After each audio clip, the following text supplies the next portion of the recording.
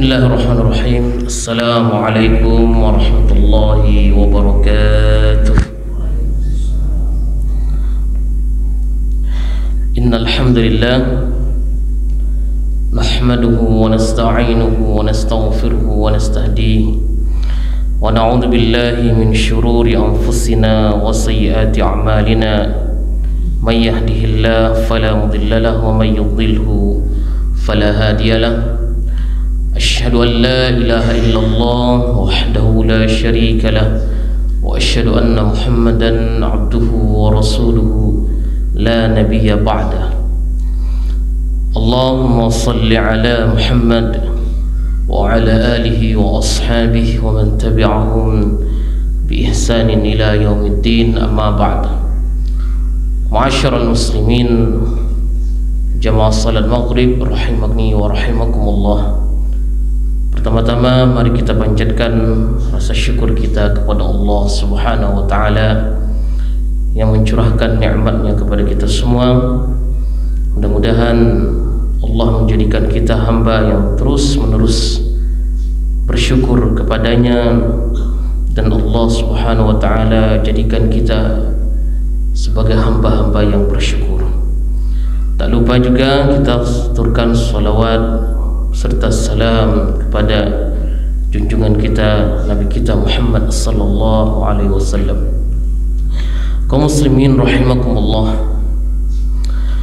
kita akan melanjutkan kajian tauhid, kajian akidah pada pembahasan yaitu kajian al-fawaid al-aqdiyah wal manhajiyah al-mustanbatah min ta'silat syarah sunnah lil Barbahari as-salafiyah. Faidah-faidah terkait dengan akidah serta manhaj yang ini diambil satu kesimpulan dari syarah sunnah lil Barbahari as-salafiyah. Kaum muslimin rahimakumullah, dalam pembahasan pekan yang lalu kita mengkaji tentang bagaimana agama ini tidak diletakkan berdasarkan uqulur rijal, tidak diletakkan pada akal-akal manusia, wa ara'ahum wa ilmuhu 'indallah wa 'inda rasulih. Bahwasanya syariat ini bukan karena akal manusia. Kita tidak bisa mengikuti apa yang orang lain katakan tanpa bersandarkan Al-Quran beserta sunnah-sunnah Rasul sallallahu alaihi wasallam. Kata beliau, fala tattabi' syai'an bihawaka. Jangan kita mengikuti sesuatu itu karena hawa nafsu, sebab ini bisa merusak akidah Islam, bisa merobek-robek akidah kita ini.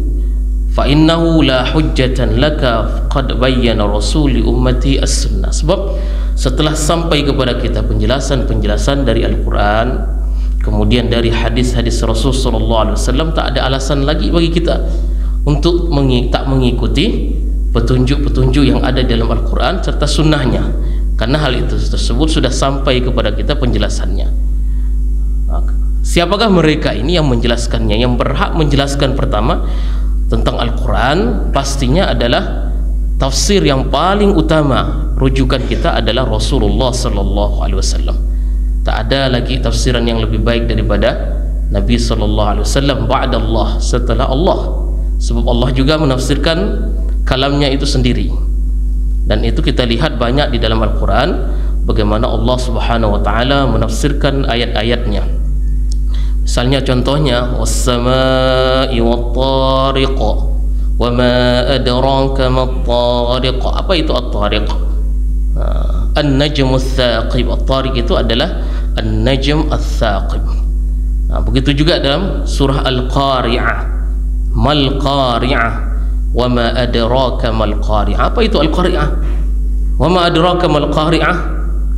Kemudian Allah katakan yauma yakunun nas kal farashil mabthuth. Ini Allah Subhanahu wa taala yang menafsirkan itu ayat-ayatnya dalam Al-Quran tentang ayat-ayat taqwa. Misalnya ketika Allah mengatakan wasari'u ila maghfiratin min rabbikum wa jannatin 'arduhas samawati wal ardu 'iddat lil muttaqin. Diperuntukkan bagi orang-orang yang bertakwa. Siapakah mereka orang-orang bertakwa? Alladzina yunfiquna fis sarra'i wad dharra wal kazimina al ghaidha wal 'afina 'anil nas. Ini Allah Subhanahu wa taala ciri-cirinya menyebutkan orang-orang yang bertakwa siapa saja, kemudian ciri-cirinya seperti apa. Ini Allah Subhanahu wa taala secara langsung menafsirkannya. Kemudian ada nabi kita Muhammad sallallahu alaihi wasallam, beliau yang menjelaskan kepada kita semua. Kemudian turunannya setelah itu afdalul qurun, manusia-manusia yang terbaik yang Allah Subhanahu wa taala ridai mereka, dan juga Allah Subhanahu wa taala menjadikan mereka ini adalah sebagian dari mereka. Rasul sallallahu alaihi wasallam menyatakan mereka ini adalah penghuni-penghuni surga. Siapakah yang lebih baik daripada Abu Bakar As-Siddiq? Siapakah yang lebih wali di atas wali Abu Bakar As-Siddiq? Umar, siapakah dia? Namun kalau kita lihat petunjuk-petunjuk mereka ini adalah petunjuk yang sangat-sangat sederhana bagi kita untuk mengikutinya. Tidak muluk-muluk, tidak berlebih-lebihan. Apa yang mereka lakukan sesuai dengan apa yang Rasulullah SAW lakukan. Begitu juga kita dituntut untuk mengikuti mereka. Tak boleh jauh-jauh dari petunjuk tersebut. Wa awdahaha li ashabihi. Rasulullah SAW sudah menjelaskannya kepada sahabat-sahabatnya. Sahabat-sahabat ini siapakah? Humul jamaah. Mereka lah yang kata Syekh Al-Barbahari ini, mereka itu disebut jamaah. Juga mereka disebut juga as-sawadul a'zam. As-sawadul a'zam. Wa man khalafa ashab Rasulillah fi syai'in min amrid din faqad kafar.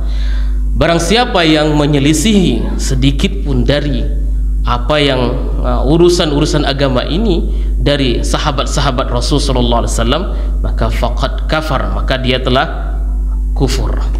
Namun masalah kufur ini ada lagi penjelasannya. Tak langsung kita menyatakan orang ini kafir. Dengan mudah kita menuduh orang kafir itu bahaya, Pak. Juga ketika orang tersebut menyatakan perbuatan tersebut kafir, kufur, atau ini orang ini melakukan kekufuran, bukan artinya orang ini kafir keluar dari Islam. Juga kita dituduh kita ini ahlus sunnah wal jamaah as-salafi, nisbah kita menisbahkan, menyandarkan diri kita, bangga kita menyandarkan diri kita kepada salafi. Mereka mengatakan bahwa kita mudah sekali menuduh orang kafir. Naudzubillah. Ini jauh sekali dari, kalau kita belajar dari akidah yang benar, sulit bagi kita. Ini tak boleh kita bagi kita ini untuk menuduh orang itu kafir, tak boleh. Mudah kita mengkafir-kafirkan, itu jelas kita tak pernah juga takut kita mengatakan orang kafir. Kalau kita mengatakan ini kafir, berarti kita ngomongkan diri kita sendiri, kita ini kafir. Orang melakukan kekufuran tersebut bukan berarti dia kafir. Kita lihat sebuah hadis Nabi sallallahu alaihi wasallam, sibabul muslim fusuqun wa qitaluhu kufrun. Kata sibabul muslim fusuq, kita mencaci maki orang muslim ini fasik hukumnya. Kemudian wa qitaluhu kufrun, qitalnya berperang, memerangi mereka, berperang antara muslim dengan muslim, itu adalah kufur. Kalau kita lihat sejarahnya, sejarah sahabat Nabi sallallahu alaihi wasallam, ada pertempuran, ada di situ peperangan antara Muawiyah dan Ali bin Abi Thalib. Muawiyah dengan Aisyah, Ali dengan Aisyah radhiyallahu anha. Jadi mereka ini apa kita juga katakan mereka ini kafir sebab perang satu dengan yang lainnya? Tidak. Jadi di sini kata Ibnu Abbas kufrun duna kufrin. Maka kita kembali tadi, masadir talaqi kita, masdar kita mengambil hukum ini dari Alkitab beserta sunnah Rasulullah sallallahu alaihi wasallam. Maka di situ kalau kita lihat orang yang jauh dari Al-Quran, orang yang tidak, bagaimana kita mengetahui sumber hukum tersebut? Kita orang awam, maka perlu kita belajar. Jalan utamanya itu, jalannya adalah melalui bahasa Arab. Kalau kita mau belajar agama ini lebih mendalam lagi, lebih terasa halawahnya, ini bapak-bapak yang belajar bahasa Arab itu akan tahu ketika membaca kitab-kitab para ulama itu berbeda sekali kalau kita membaca kitab ulama yang sudah diterjemahkan. Rasanya itu, halawahnya itu, manisnya itu rasanya udah beda dah. Daripada kita langsung membacanya. Baca kitab tafsir Ibnu Katsir yang diterjemahkan dengan yang tak diterjemahkan, yang asli dengan yang sudah diterjemahkan, beda sekali. Atau baca kitab fikih itu, bagaimana fikih Bidayatul Mujtahid misalnya, yang mana Bidayah Mujtahid sudah diterjemahkan. Ini ada bahasa Arab ke Indonesianya, kita baca bahasa Indonesia lebih pusing gitu daripada bahasa Arabnya sebenarnya. Karena dalam bahasa Arab itu ada kata-kata tertentu yang sulit diwakili oleh bahasa Indonesia, perlu penjelasannya, perlu ada footnote-nya di bawah, penjelasannya lebih rinci itu.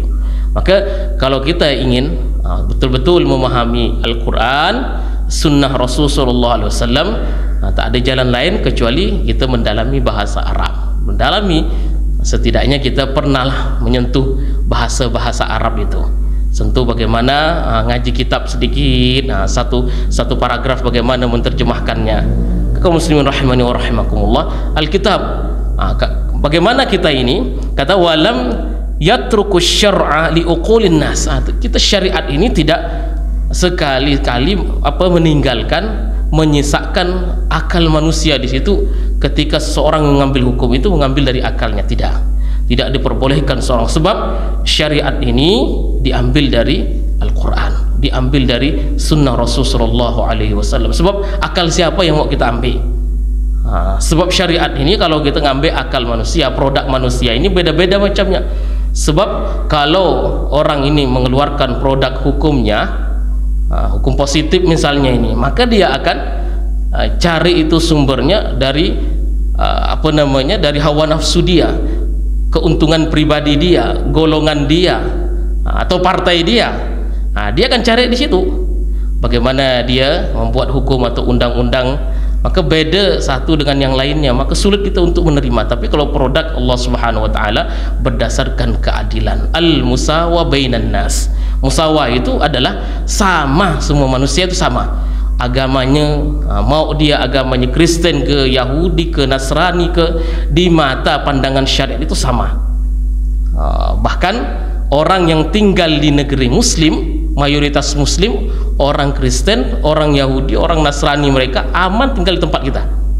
Sebab kita ini memiliki hukum-hukum syariat-syariat yang sudah diletakkan oleh Rasulullah SAW. Tak boleh kita mengganggu orang-orang zimmi, tak boleh kita antara sesama aja, kita sama manusia ini tak boleh kita saling mencaci maki, tak boleh kita membeda-bedakan. Ini mentang-mentang bukan agama Islam, kita tegakkan hukumnya, tak boleh. Ini Islam, kita betul-betul kita jaga dia, tak ada. Kata Rasulullah SAW, man adza dhimmiyan faqad adzani. Barang siapa yang menyakiti zimmi, orang yang berada di dalam lindungan negara Islam, maka dia telah menyakiti diriku. Kemudian Rasulullah SAW dalam sebuah ayat mengatakan, apabila seseorang itu meminta untuk diamankan, kemudian untuk mendengarkan ayat-ayat Al-Quran, maka kita bawa dia ke tempat yang aman untuk mendengarkan Al-Quran tersebut, kemudian dihantarkan ke tempat yang di tempatnya yang lebih aman lagi. Begitu Al-Quran, sampai-sampai kita ini menjaga negeri orang-orang minoritas tersebut, bahwa kita ini semuanya sama di dalam Islam ini. Kemudian kita lihat bagaimana Al-Quran ketika menyatakan bahwa semua manusia itu wajib diperlakukan sama, al-musawa bainan nas, dan bedanya adalah, yang membedakan kita antara mereka ini adalah takwa. Takwa, inna akramakum indallahi atqakum. Kemudian jemaah sekalian, inna min rahmatillahi bi khalqihi annahu ta'ala arsala ilaihimur rusul alaihimus salatu wassalam wa anzala ma'ahumul kutub lialla yakuna linnasi 'alallahi hujjatun ba'dar rusul. Di antara rahmat Allah kepada makhluknya ini, Allah hantarkan rasul-rasulnya, hantarkan kepada kita Muhammad sallallahu alaihi wasallam sebagai penjelas. Nabi kita manusia seperti kita ini. Allah menegaskan dalam Al-Quran ini, qul uhiya ilai innama ana basyarum mithlukum, kata Allah Subhanahu wa taala, sesungguhnya saya ini hanyalah manusia seperti kalian, mithlukum, Bayangkan kalau yang dihantarkan, diutus oleh Allah kepada kita ini malaikat, macam mana kita mengambil contoh dari dia.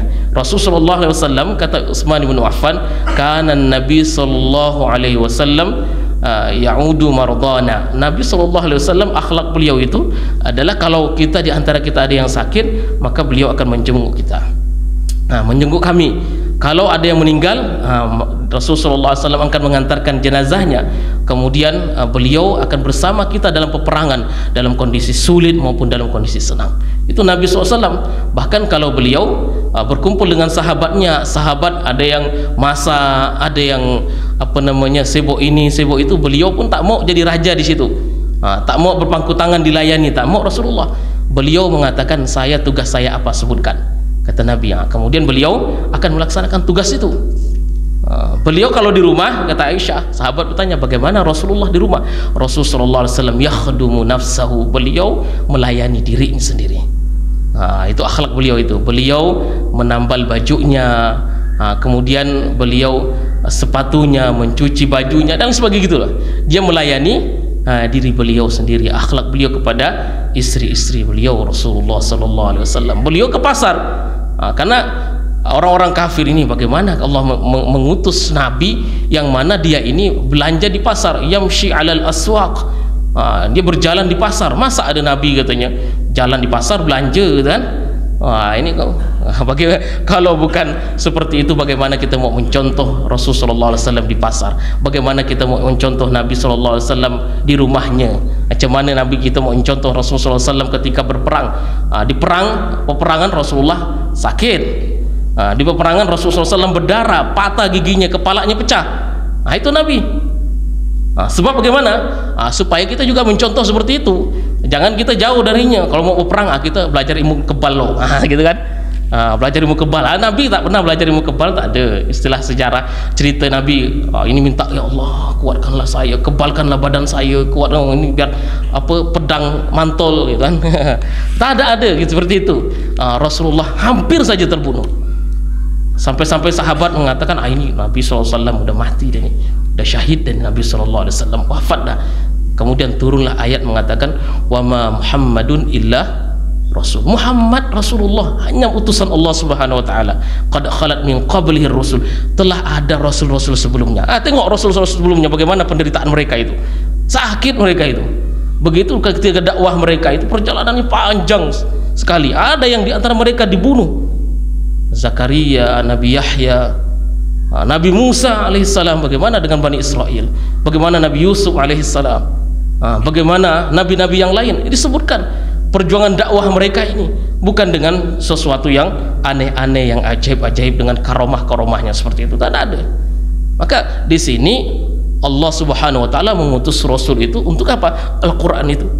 Al-Qur'an adalah akhlaknya. Ketika ditanya Aisyah, bagaimana akhlaknya Rasulullah SAW? Akhlaknya itu Al-Quran. Kalau kau mau nengok Al-Quran, bagaimana Al-Quran isinya itu, tengok Rasul. Bagaimana Al-Quran itu, cerita dalam Al-Quran, akhlak, syariat, ibadah, akidahnya yang berjalan itu, bagaimana terapan-terapannya, faktanya, penerapannya itu ada di Nabi kita Muhammad sallallahu alaihi wasallam. Maka di sini kaum muslimin, Allah katakan, afala yatadabbarunal Qur'an walau kana min 'indi ghairillah lawajadu fihi ikhtilafan katsira. Apakah mereka ini tidak mentadabburi Al-Qur'an? Jadi Al-Qur'an itu buat kita tadabburi, buat kita pelajari gitu. Buat kita pelajari, mentadabburinya, mengambil ibrah yang ada di dalamnya. Walau kana min 'indi ghairillah, kalaulah bukan dari Allah Subhanahu wa taala, dari yang lainnya, maka akan terjadi ikhtilafan katsira, pasti akan berbenturan satu dengan yang lainnya.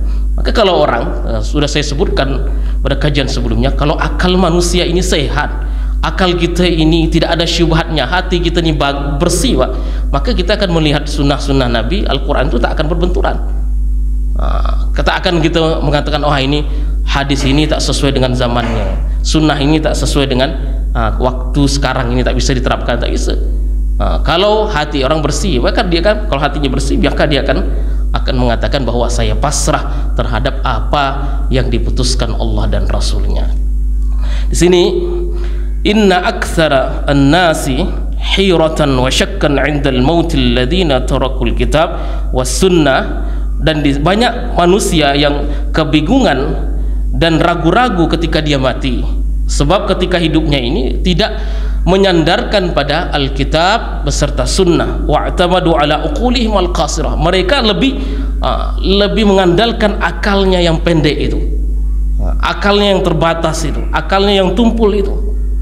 Kemudian wa'aradul wahya, dan mereka menentang wahyu bimuqaddamatin aqliyah samuha aqliyat, mereka lebih mengutamakan akal logika mereka daripada wahyu.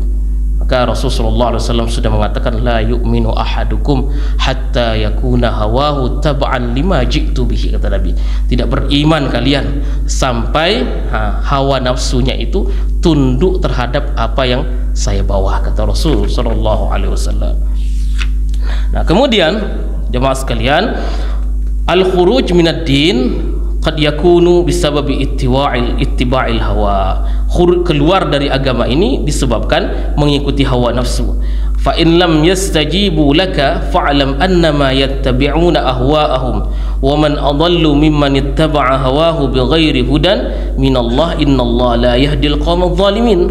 Al-Imam As-Sa'di fi tafsir, dalam tafsirnya mengatakan barang dalilun ala anna kullaman lam yastajib lirrasul, bagi mereka yang tidak ikut perintah Rasul kemudian mereka lebih mengikuti hawa nafsu mereka, wa man adallu mimman ittaba'a hawa, siapakah yang paling tersesat dari mereka yang mengikuti hawa nafsu mereka tanpa petunjuk dari Allah. Kata beliau Imam As-Sa'di, wa dhahaba ila qawli mukhalifi liqawli Rasul, ketika Allah Subhanahu wa taala menyatakan hak kemudian Rasulnya mengatakan yang hak, dia memilih yang lain, maka di sini Allah Subhanahu wa taala akan memalingkan dia dari kebenaran, akan menjauhkan orang tersebut dari petunjuk Allah Subhanahu wa taala. Wa la'alla min asbabi inhirafil katsir, mungkin di antara penyebab inhiraf ini penyimpangan dalam akidah itu ittiba'ul hawa ba'da ma'rifatihimul haqq falam yataqadu ila isba'an li raghabatihim. Mereka ini tidak mengikuti syariat namun dia lebih mengutamakan hawa nafsu mereka. Kemudian faya talibal ilm ijtahid fi tazkiyati nafsika wa tarbiyatiha ala qabulil huda wa tarkil hawa. Di sini beliau berpesan untuk kita semua para penuntut ilmu ini, bapak-bapak jemaah sekalian juga, begitu juga kepada saya ini, untuk terus-menerus berijtihad, terus-menerus bersungguh-sungguh mentazkiyah, membersihkan diri kita ini, mentarbiyah diri kita, supaya apa? Kita tunduk terhadap petunjuk dari Allah Subhanahu wa taala. Terus-menerus kita ini memperbaiki akidah kita, istislam, kita pasrah, tunduk dan meninggalkan hawa nafsu. Kemudian ada juga ibarah ini tadi perkataan dari Syekh Al-Barbahari yang dia menyatakan apa yang katakan bahwa faman khalafa ashabu Rasulillah fi syai'in min amriddin faqad kafar, barang siapa yang menyelisihi sahabat-sahabat Nabi sallallahu alaihi wasallam dalam perkara agama ini maka dia kufur. Namun ini perinciannya. Kufur ini maksudnya wa mislu hadza yuhmal ala wahidin min thalatha. Mungkin di sini bisa kita pahami makna kekufuran itu. Yang pertama, imma ayyahmila ala annahu yuridu man jahada syai'an min aqaiddin al-asasiyah faqad kafar. Mungkin kata beliau yang dimaksud ini adalah orang-orang yang ingkar, yang menentang atau tidak percaya terhadap akidah-akidah yang asas, usul-usul akidah. Kita usulul akidah kita iman billah wa malaikatihi wa kutubihi wa rusulihi. Ini yang iman yang 6 itu. Kalau dia tidak percaya, satu saja tidak percaya, maka maksudnya ini adalah kafir ya. Sebab itu asas sekali. Orang yang tak percaya misalnya dengan Al-Quran, tak mau dia menerima Al-Quran, bahwa Al-Quran ini adalah produk tak jelas misalnya gitu, ngomong seperti itu, maka jelas dia ucapannya dia kafir. Atau dia menyatakan bahwa malaikat ini pengkhianat ya.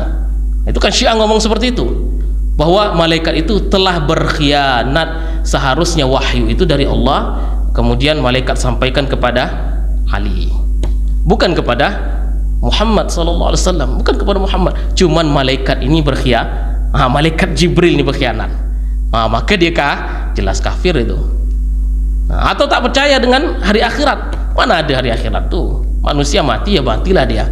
Tak ada lagi dibangkitkan seperti itu. Mana ada padang mahsyar, tak ada. Nah, orang-orang seperti ini jelas jelas kafir kalau dia ngomong seperti itu. Atau dia tak percaya dengan takdir Allah Subhanahu wa taala, khairihi wa syarrihi.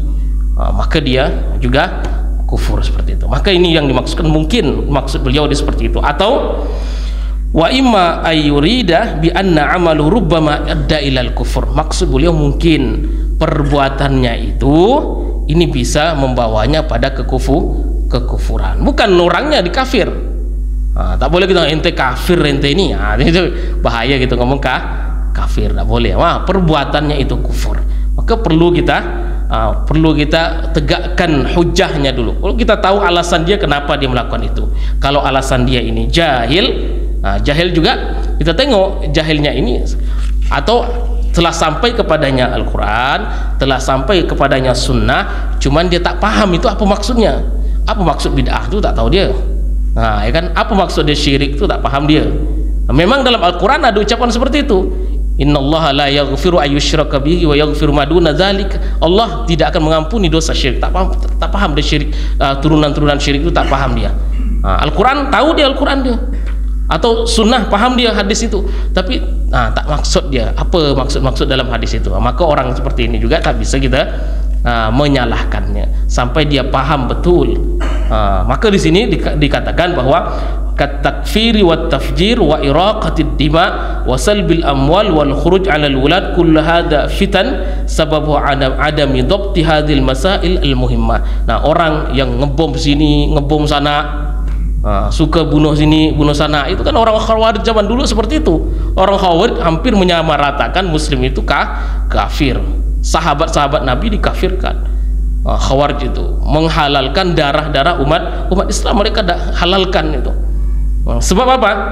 Mereka dengan ucapan wa man lam yahkum bima anzalallah faulaika humul kafirun wa man lam yahkum bima anzalallah faulaika humul fasiqun, katanya. Barang siapa yang tidak berhukum dengan hukum Allah, fasik dia. Tidak berhukum dengan hukum Allah, kafir dia. Wah, enak sekali gitu kan. Sebab apa? Dia tak nengok lagi bagaimana Al-Quran tersebut turun, kemudian bagaimana penerapannya Rasulullah SAW, kemudian sahabat Nabi SAW. Maka orang yang suka menumpahkan darah, iraqatud dima wat tafjir, bom, wasalbil amwal, mengambil harta, dia mencuri harta orang muslim, maka di sini ini kesalahannya adalah tidak memahami pemahaman yang benar, dawabit, aturan-aturan, syarat-syarat kafir tersebut, syarat-syarat mengkafirkan. Di sini Syekhul Islam Ibnu Taimiyah rahimahullah. Ini Bapak jemaah sekalian, sebab Syekhul Islam ini paling banyak dituduh. Syekhul Islam Ibnu Taimiyah paling kalau tengok kitab kafir semua orang katanya. Mudah mengkafir-kafirkan. Bagaimana kata Syekhul Islam Ibnu Taimiyah? Falaisa kullu mukhti'in kafir, katanya. Tak semuanya orang salah itu kafir, katanya. La siyama fil masail ad-daqiqah allati kasura fihi niza'ul ummah. Apalagi dalam masalah-masalah yang detail, masalah-masalah yang kecil sekali gitu kan, yang mana di dalamnya itu adalah banyak sekali perselisihan antara umat ini. Perselisihannya itu banyak di situ, niza' dalam masalah akidah saja banyak di situ. Takwil misalnya, mentakwilkan kita, ada yang mengatakan bahwa yadullah fauqa aidim, tangan Allah itu adalah kekuasaan. Mereka mentakwilkan bahwa tangan itu adalah kekuasaan Allah Subhanahu wa taala, itu turunnya ini bukan turun Allah turun, tapi itu adalah rahmat Allah turun. Di sini tak bisa mengkafirkan orang-orang memahami seperti itu. Tak mudah kita mengkafirkan umat Islam, apalagi itu masalah akidah, apalagi masalah furu'-furu' itu. Sebenarnya kita tak pernah keluar sedikit pun kata kafir dalam mulut kita ini, takut gitu mengeluarkannya. Tak pernah kita menyalah-nyalahkan mereka. Yang kita salahkan adalah perbuatannya tersebut tak sesuai dengan petunjuk Nabi. Bukan orangnya kita salahkan, tapi perbuatan itu. tak sesuai dengan petunjuk Nabi sallallahu alaihi wasallam.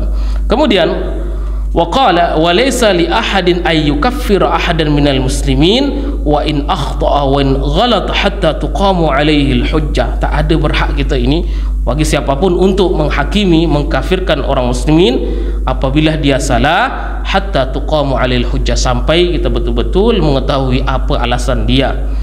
Selanjutnya Syekh Al-Albani rahimahullah yang mengatakan laisa man waqa'a fil kufri waqa'al kufru alaihi, katanya. Tidaklah semua orang yang melakukan satu perbuatan kufur kemudian kita cap dia ini kafir. Selanjutnya Syekh Shalih Al-Fauzan rahimahullah, beliau mengatakan la yajuzu lil jahil ay yatakallama fi masailil ilmi al-kibar mislu takfir. Kita ni orang-orang jahil, kita ni orang-orang awam ini. Kita tak boleh kita terlalu mendalami, mempermasalahkan masalah kafir ini, mentakfirkan, mengkafirkan ini, tak boleh kita. Ya, tak boleh kita dalam masalah-masalah seperti itu. Fal amru khatirun jiddan. Masalah ini adalah masalah yang sangat bahaya sekali. Fa'ala kullin man yukhafallah ayyamassaka lisanahu ayyamsika lisanahu illa in kana mimman wukila alaihi al-amru wa huwa min ahli sya'ni min ulatil amri aw min ulama. Jadi yang berhak menentukan orang ini kafir, keluar dari Islam, yang pantasnya adalah ulatul umur, pemimpin-pemimpin Islam, dan mereka ini adalah ulama-ulama Islam. Kemudian selanjutnya ini Syekh bin Baz rahimahullah, wa ala man lam tarassakh qadamu fil ilmi alla yakhuda fi misli hadzal masail. Jelas ini kita yang tak mampu dalam menguasai bidang-bidang ilmu tertentu, khususnya dalam masalah agama ini, kita juga tak boleh mudah mengkafir-kafirkan orang. Kemudian jemaah sekalian, al-farqu baina bulughil hujjah wa fahmil hujjah. Ini masalah perbedaan sampai hujjah kepadanya, sampai alasan tersebut kepadanya, Al-Quran, Sunnah, sampai kepadanya, dengan orang yang memahami itu beda. Sudah saya sebutkan tadi, mereka yang sampai hujjah kepada mereka ini, Al-Quran, hadis sampai ke mereka, tapi di antara mereka ada yang tak paham itu, yang hidup di kampung-kampung misalnya, Pak. Tahunya ada ustaz yang datang ceramah aja, ceramah setahun paling 2 kali, Maulid sama Isra Mi'raj, itu aja datangnya kan.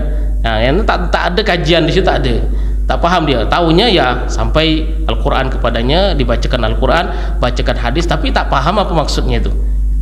Maka kita ini dengan orang-orang seperti itu, kita muamalahnya dengan muamalah yang baik. Kita pahami, kita sampaikan mereka bahwa perlahan-lahan itu kita sampaikan yang prioritasnya seperti apa. Kita selipkan masalah-masalah akidah. Pandai cerdas-cerdas kita dalam berdakwah itu. Harus pandai-pandai kita berdakwah dengan mereka ini. Fala syakka annal Quran nazala bilafzin wa ma'nan. Tidak ada lagi keraguan bahwasanya Al-Quran itu turun dengan lafaz serta maknanya. Fal murad man balaghu lafzuhu wa ma'nahu aw man balaghu min ahli hadhihi al-lughah alladhina taqumu alaihi al-hujjah. Jadi Al-Quran itu turun kepada kita dari sisi lafaznya maupun maknanya. Maka Muaz bin Jabal radhiyallahu an, ketika diutus oleh Rasul sallallahu alaihi wasallam ke Yaman, beliau ditanya apa yang akan, maka kata Nabi sallallahu alaihi wasallam, fa awwalu man tad'uhum an tashhada an la ilaha illallah. Pertama, prioritas utama kita mendakwahi orang-orang yang tak tahu itu adalah masalah-masalah tauhid. Yang ringan-ringan saja, jangan langsung melangkah pada bab yang mereka mungkin sulit untuk memahaminya. Yang ringan-ringan aja, perbaiki syahadatnya, syahadat tauhidnya bagaimana, bahwa syahadat itulah ilaha illallah, bukan hanya menyembah Allah begitu saja, tapi menyembah Allah adalah ibadahnya harus baik, ibadahnya ini harus ikhlas, kemudian mengikuti petunjuk Nabi sallallahu alaihi wasallam. Makna la ilaha illallah itu apa, syahadat Rasul sallallahu alaihi wasallam seperti apa. Kemudian kalau mereka sudah memahami hal-hal seperti itu, terus kita berikan pemahaman masalah tauhid itu.